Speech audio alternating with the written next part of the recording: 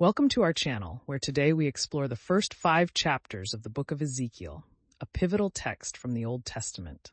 Ezekiel, a prophet exiled in Babylon, receives a series of profound visions, beginning with the awe-inspiring image of God's glory.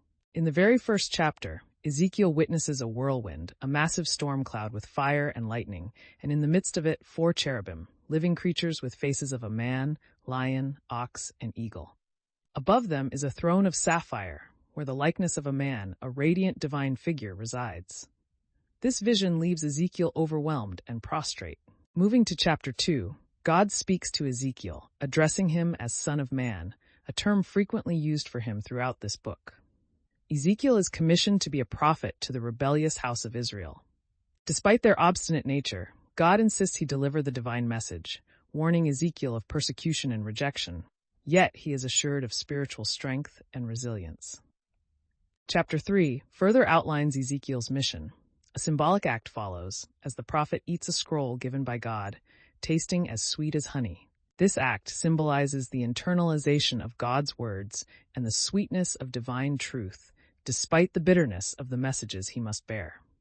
Ezekiel is assigned as a watchman for Israel, tasked to deliver warnings and hold the people accountable for their ways. In chapter 4, Ezekiel performs dramatic acts symbolizing the siege and fate of Jerusalem. He constructs a model of the city under siege, lying on his side for a set number of days representing the years of Israel's sins. This symbolic act underscores the severity of God's impending judgment due to the nation's transgressions. Finally, in chapter 5, Ezekiel shaves his head and beard, using the hair as a metaphor for Jerusalem's fate.